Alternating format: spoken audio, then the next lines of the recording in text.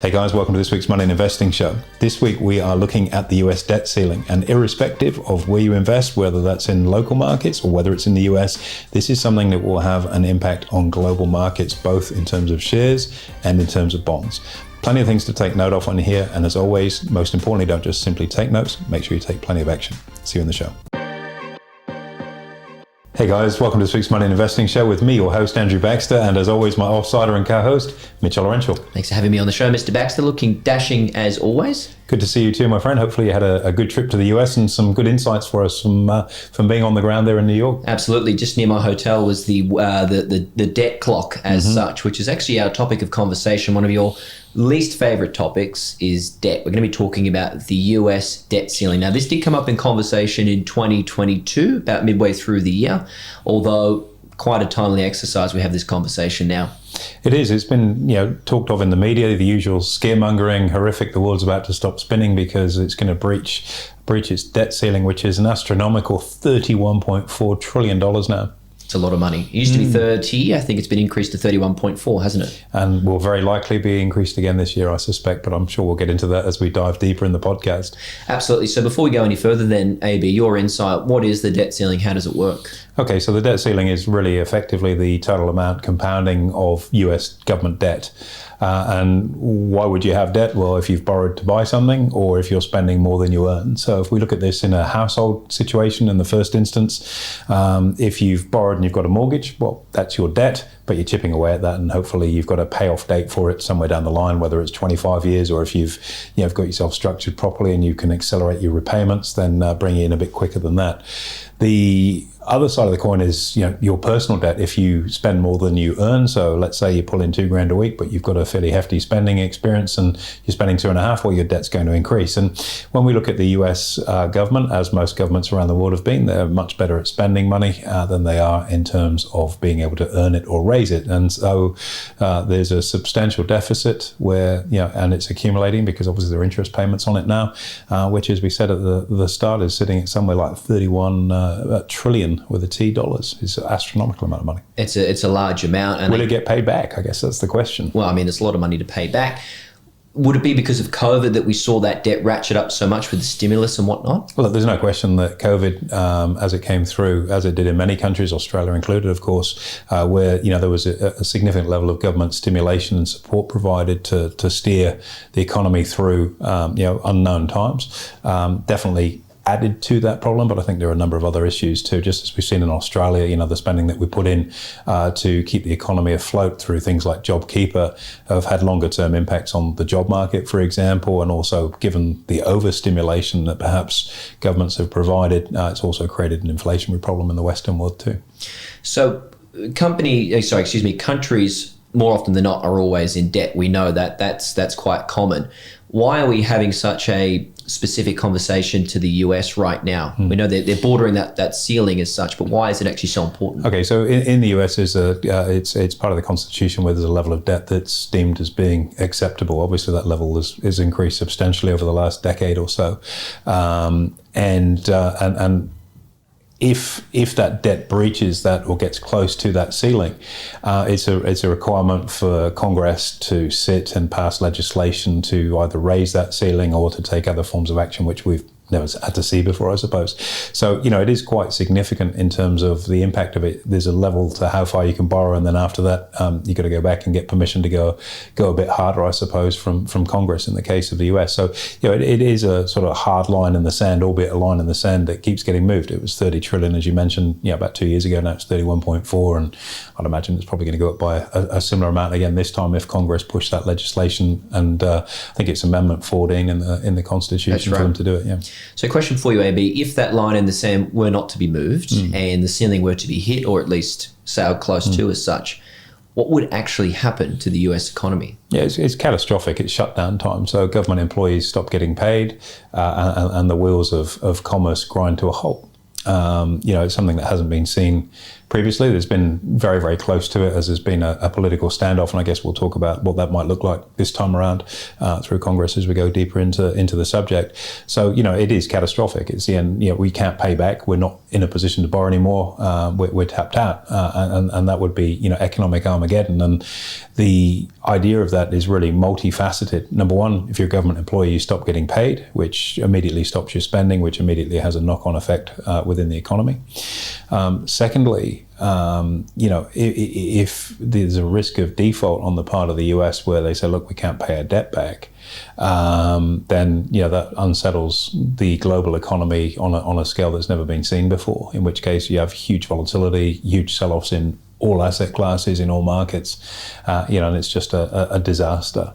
Well, here's some numbers for you. I read Janet Yellen's, the Treasury Secretary, some of her statements.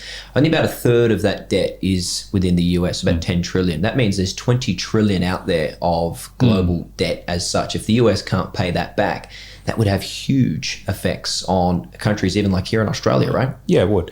And you can also look at it as a political weapon too. So, for example, the two of the larger countries that have provided funding for the US through buying treasuries include countries like Saudi Arabia, Russia, and China. So if you were to weaponize your debt, and I'm just putting this out there as a discussion point, I suppose, for devilment's sake, and you go, listen, you've had a crack at Taiwan, so we're basically writing off all debt and we don't owe you anything. It's repatriation time. Same with Ukraine and Russia, or potentially with Saudi Arabia. And just say, look, you've got a debt that you owe us for coming in and helping out during the Gulf War. So we're not honoring our debt to you specific countries. So it's written off and zeroed. Has that ever happened before in history? No, not really. I suppose, Russia will be the one that probably springs to mind most recently. And I think, testing my memory now, around about 97, 98 was the Russian debt default, where they effectively said, we don't have the cash to pay you back, so we're not going to. But that was unilateral. It was everybody. It wasn't by country. But I'm just putting that out there as it's fairly unlikely that that's going to happen. But you can imagine that would be a beneficial thing for the US to get involved in a bit of a stoush, provided it's not nuclear, and have their debt resolved. So geopolitical conflict, job losses, I think the estimate would be around 6 million is what Janet Yellen said. I'd go even beyond that. I mean, the sort of economic Armageddon on the back of a default is, significant, substantial, and long-term recession. So 6 million, I think, would be a fairly conservative number. I'd double that easily and some. So it really is a major thing. Equities, big drop in the market, 30-40%, because it's just a huge loss of confidence in the robustness of the financial system. So these are things that are a consequence of the unthinkable, and that's a default. There are places you can go to profit from that. You could trade volatility, which would be through the roof, but that will be one of the few financial instruments you could really look at, because bond markets would drop in just the same way as equities would, because all of a sudden a US Treasury has gone from being deemed a AAA rated, very low risk investment to being junk bond. So what is actually the likelihood of this happening, AB? Look, I don't think it's going to happen. Because we had this conversation about maybe 10 months ago, 9 months ago, and everyone was scared. They raised the debt ceiling. Would they likely do the same this time? I think it's one of those things, once you get into that spiral of borrowing, and I guess it's modern financial theory, just keep borrowing, don't worry about repaying it. That's somebody else's problem way down the line. And it does become a problem when, for example, here in Australia, when you get your tax return and you see how much tax you've paid very kindly on the back, there's a little bar chart there that shows you where your money's been, your tax revenue has actually gone to, and debt servicing, it gets bigger and bigger and bigger because the amount borrowed by government, of course, is increasing. So, I don't think it's especially likely, but it's the sort of thing that could cause some level of uncertainty in markets when, there's a fair bit to contend with. The US is drifting into recession. You're likely to start to see an increase in unemployment. We've got inflation, which has remained stubbornly high, even though it's starting to decline. That's because it's coming off a higher base a year ago now, where there was already some level of inflation. We've got interest rates that have been fairly aggressively jacked up, and there's maybe, one, maybe two further rate hikes in there, maybe 25 basis points, and another one just to square the cycle off. So there's a lot to contend with within the US economy, and this kind of external shock or internal shock for the US, has got the ability to create some volatility. So UVXY, VIXI are two ETFs, one geared, one ungeared, in the volatility space that would likely benefit from the risk of default. Chances of it happening, as I say, are very low. Ultimately, Congress typically passes legislation to increase it, although again, we're in a very different political landscape than we've been in previously, insofar as, you've got a Democratic White House. The midterms have just turned over the keys to Congress to the Republicans, but it's been far from a Republican majority. It's only a very thin majority anyway. And I think just recently, where we had the prospect of electing a new speaker in Congress, took, I think, was it 4 or 5 rounds of voting before the incumbent stepped through. And for those that don't realise, the speaker role in Congress is actually very, very significant, because after the vice president, it's the third most powerful person in the US. You're president, vice president, and then the speaker for Congress. So it's a very, very, it's not a figurehead role. It's a really material role, because you get the ability to set the agenda, the voting, timelines of voting, and all sorts of really material things for the engine room of the country, I suppose. And the Republicans are in, but it seems to be a very fractured Republican Party, where there are a couple of minority groups floating around, which, under different circumstances, if you've got a really big majority in there, it makes no difference if there's a couple of sort of fractional groups. But when you've only got a very, very thin majority, you kind of got to galvanise everyone's support to get things through. So ordinarily, in this situation, if the debt ceiling needed to be raised, the Republicans would go, look, let's get into some horse trading, water down your policies on this, that and the other, and then we'll vote for it. But this time round, I think it may be a little bit more challenging by virtue of how fractured the Republican Party is right now in the US. So that is a risk, insofar as the normal brinkmanship of taking it to the 12th hour and then Congress passes legislation. Yeah, that's not necessarily going to be smooth sailing, which may well cause some volatility for markets on the way in. So a question to you, AB, if you are the US government right now, prior to having to, as a last resort, raise the debt ceiling, are you looking at raising income tax to raise more revenue, or are you looking at cutting spending? But what areas do you cut? It's a controversial topic, right? Yeah, look, and again, I mean, if you're the government, we're from the government, we're here to help, are probably 5 of the most frightening words you'll ever hear in your life. Much of what's been going on in the US has been actually by executive order, as opposed to, the world's greatest democracy is actually India, not the US. Let's be really clear on that. In that, executive orders passed by the president supersede legislation that gets put through Congress. So instead of there being a democratic process where people that have been voted in then get a further vote to say this is what we want to happen, the president can just sign an executive order to do virtually anything. And President Biden has been quite active in executive order type legislation, some of it to repeal initiatives from the previous president, Donald Trump, changing the tax cuts that President Trump put into play, which arguably were great for stimulating investment in the US economy and really getting it to the powerhouse it was prior to the change of government and pandemic, I suppose, or post-pandemic. So, that ability to just go, well, I'm just doing this anyway by executive order is something that very much remains in play. And, it's kind of ironic for people when, they think they live in a democracy, yet, the legislation's being put forward by, a very, very small group of people that effectively control the legislature and government policy going forward.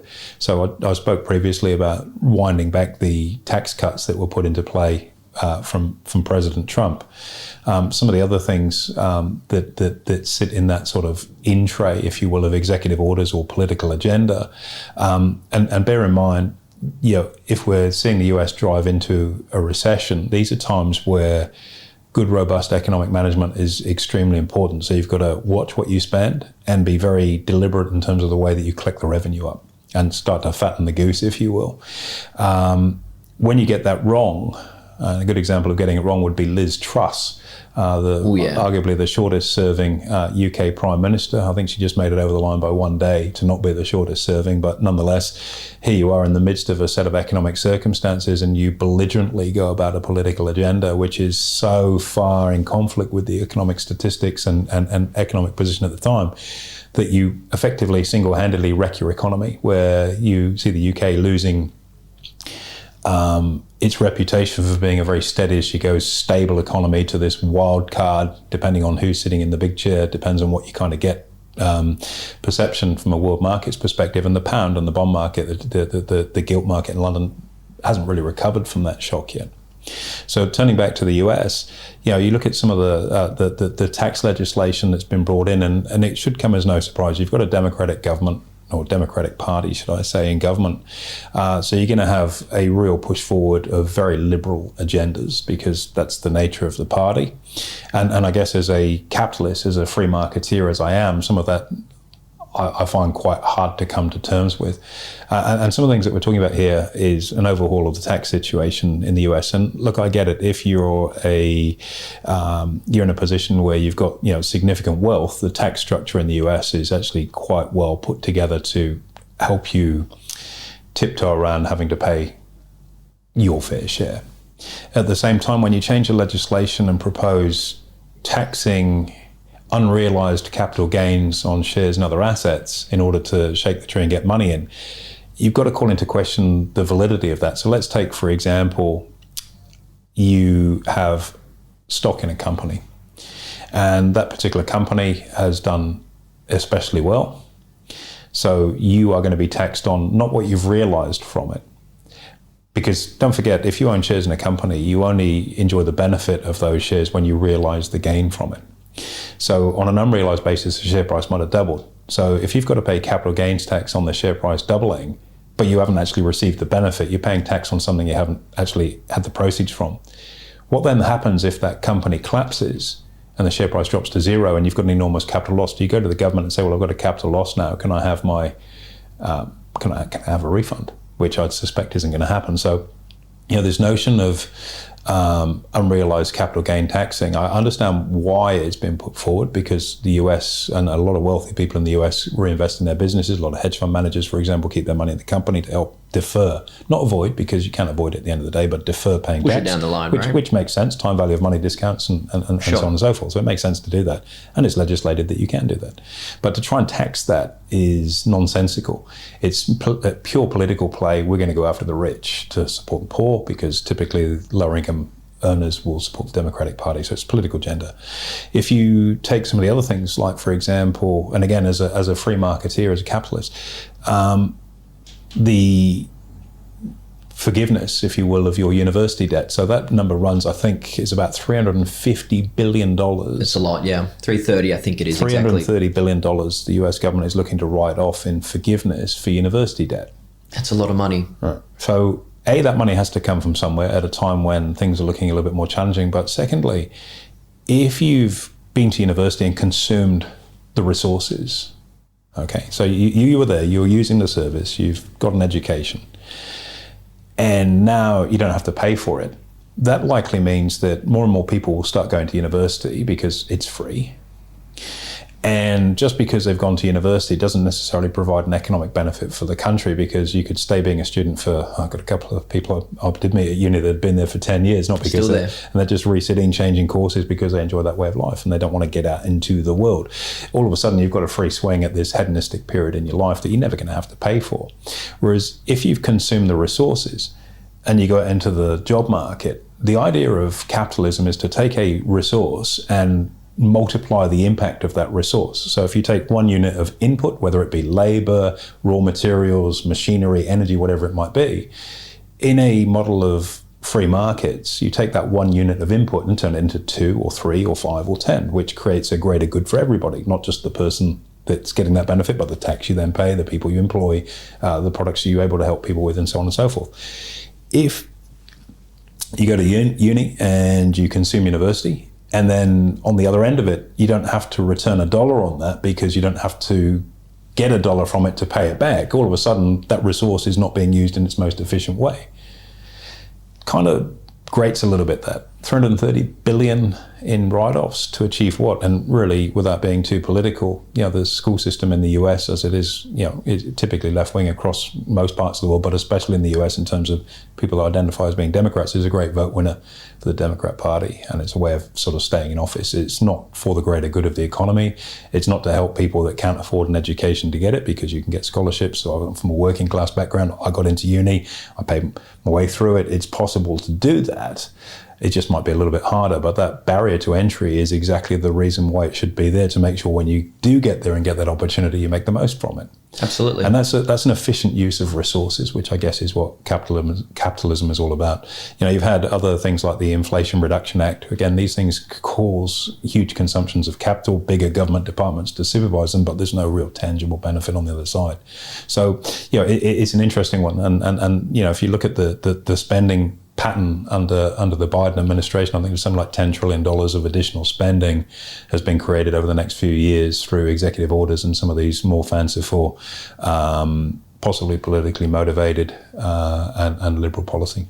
Which is really tough because the consumer is the one who ends up struggling as a result. It's broad-based because a rising tide lifts all ships, and if you see an economy move into recession, what does that mean? We'll give more unemployment benefit out, which has to come from somewhere, or do you try and keep your economy afloat by managing it in a more effective and productive way? So, it's a real challenge. It's going to be volatile for markets. It's going to cause a lot of uncertainty. It probably won't happen, but the uncertainty is the anticipation until it's confirmed that the debt ceiling has been adjusted higher. Expect a little bit of volatility as that news flow hits the headlines a little bit more. And we've talked about headline type trading quite extensively over the last couple of years, where you see inflation is in the headlines, and so markets are choppy. Talk of interest rate rises, markets are choppy, and then for the rest of the month that dissipates and moves on to page 5 of the newspaper. But when it's on the front page, when it's the headline, that's where it really tends to create some drama. And you'd hope that, number one, Congress is unified in a way to get sensible legislation passed to manage this through without causing too much distress for financial markets. And secondly, the trade-off on that is a serious windback of some of the liberal, politically motivated policy decisions coming out of the White House, either by legislation or indeed executive order, at a time when the economy really can't afford to carry those kind of ideological financial decisions, because everyone ends up paying for it years down the line. It's not a good situation to be in. So as we wrap up here, AB, if you are listening to this and you're an active trader of financial markets, what would you be doing right now after listening to this? I think I'd be very much having my radar up for when that becomes more and more newsworthy again. I mean, it's just popped up now, and it's, June, I think, is the date that ceiling. Yeah, about 6 months, that's right. Yeah, or if the money runs out before then it'll be on the front page again. So be very minded as that news starts to move toward the front page of the paper, that it will have a more and more marked impact on markets. At the moment, it's just another data point in the sea of data points that we get to look at every day. But as it moves forward, it's going to create volatility, and volatility in itself is a great opportunity to create revenue, because you can trade volatility either through the options market or targeting it through ETFs and things like that. So that's what I'd be looking out for. And as a consequence, I'd also be fairly cautious in terms of asset allocation in the run into that. I've got some bond positions running right now that are looking reasonably healthy, and I think maybe looking to take some money off the table ahead of the bond market being repriced out of fear that US credit ratings might drop if the debt ceiling isn't raised might be quite a prudent course of action, and just keeping the powder dry through that big type of economic news. But as I said, the landscape this time is a little different given the composition of Congress. Even though there's a Republican majority, it's very thin and it's very fractured. So if you typically go back through your playbook, which I like to do given my experience, there are lessons to see from the past, but as always with markets, what we're dealing with today is unique in terms of where the chess pieces are on the board. And I think that may well cause, this one's a bit of an outlier, I think, and we might see a bit more choppiness as the brinkmanship in the run up to that vote comes through. Where to from there? Who knows? I mean, we've got we're halfway through a presidential cycle at the moment. And again, without making this too much more political than it's probably been already, it'll be very interesting to see as we move through this year, not only debt ceilings, but who the heir apparent might be in the next presidential race. On the Republican side, I'll almost certainly say, Ron DeSantis would be front and center as the candidate for the next presidential run. And I think there's plenty of evidence that would suggest that Biden will be a one-term president on the basis of his age and mental acuity. And that notion of passing the baton on to his offsider, his vice president, that's a bit more challenging too, because you don't have an age issue in that particular person's case. But I think from a mental acuity perspective, probably not suitable for the job either. So it's not yet emerged as to who the front runner will be on the Democrat side of things. But we're getting to that point now June, legislation passed, and then I think we're starting to see the emergence then of what the landscape politically might look like in the US. And if we're in a recession in the US, I think bipartisan politics become very, very difficult. That more unified front to we need to get through this. It's more important that we get through this as an economy than it is to be pushing a single political agenda. Is something at the moment, given the landscape, we're not likely to see. It's very divisive, as you saw firsthand. Absolutely. AB, sage advice, great analysis. Thank you so much for your insight today. Absolute pleasure. Anytime, Mitch. There you have it, guys. Make sure you give us a review and a rating so we can spread the word further, and we look forward to hosting you next week.